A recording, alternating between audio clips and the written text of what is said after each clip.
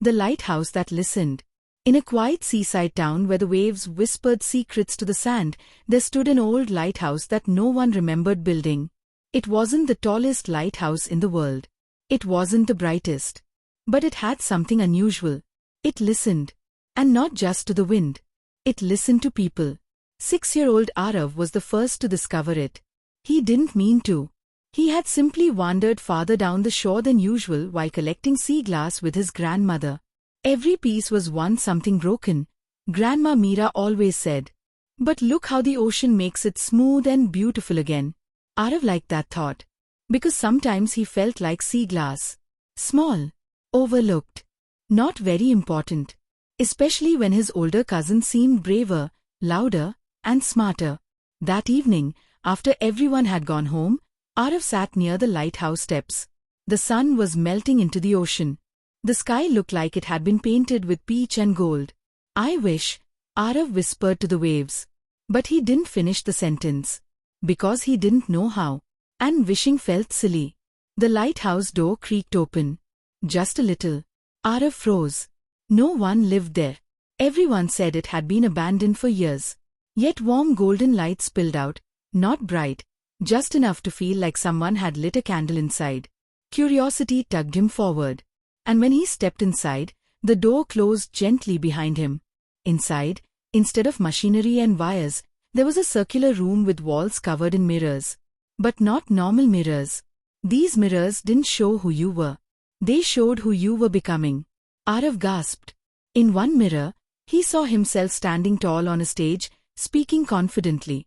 In another, he was helping someone smaller than him. In another, he was building something extraordinary with focused eyes. He spun around. That's not me, he whispered. The lighthouse hummed. Not loudly. Just enough to feel like agreement, but not correction. Then a voice, soft as ocean foam, echoed through the room. It is you. When you believe long enough. Aarav swallowed. But I'm not brave. The mirrors shimmered. And suddenly he saw a memory, from earlier that week, when he had helped a new child at school find her classroom. He had felt nervous. But he did it anyway. The mirror brightened. Bravery is not loud, the voice said gently. It is chosen. Aarav stepped closer to the mirror, showing him speaking confidently. How do I become that? He asked. The lighthouse glowed warmer. First, the voice whispered. See it. Every day. As if it is already yours. The image sharpened. Aarav could almost feel the stage lights. Almost hear the applause. His heart beat faster. But this time, not from fear. From excitement. Second, the voice continued.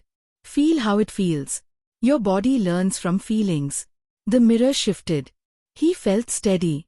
Calm. Certain. Like a mountain by the sea. Third, the lighthouse hummed. Speak to yourself as that person would. The image version of Aarav placed a hand over his heart and said, I am learning. I am growing. I am becoming. The real Aarav copied softly. I am becoming. The words felt strange. But also, warm. Like putting on a sweater that was slightly too big, but would fit perfectly soon. The lighthouse dimmed slightly. Now leave, it whispered. And live as if the mirrors are telling the truth. The door opened. The sky was now deep blue, scattered with stars. Aarav stepped out, unsure if it had been real.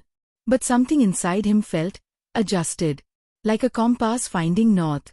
The next morning, when his cousins played a loud competitive game, Aarav didn't shrink back.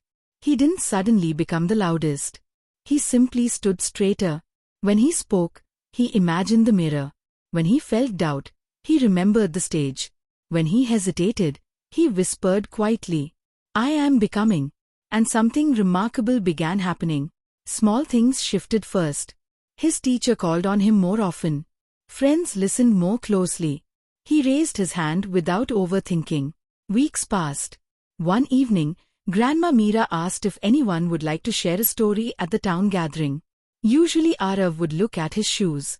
But this time, he felt the lighthouse glow inside him. He saw the mirror. He felt the feeling. He stood up. His voice trembled in the first sentence. But he continued. And by the third, it steadied. By the fifth, it flowed. By the end, people were smiling, not because he was perfect, but because he was present. That night, Aarav returned to the lighthouse.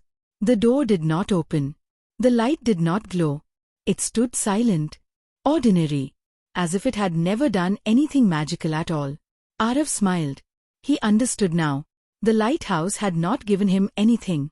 It had shown him what was already waiting. As he walked home under the stars, he whispered something new. "Thank you." And he didn't know exactly who he was thanking. The ocean, the mirrors, himself. But gratitude made the inside of his chest feel bigger, and the sea glass in his pocket felt smooth and strong, just like him.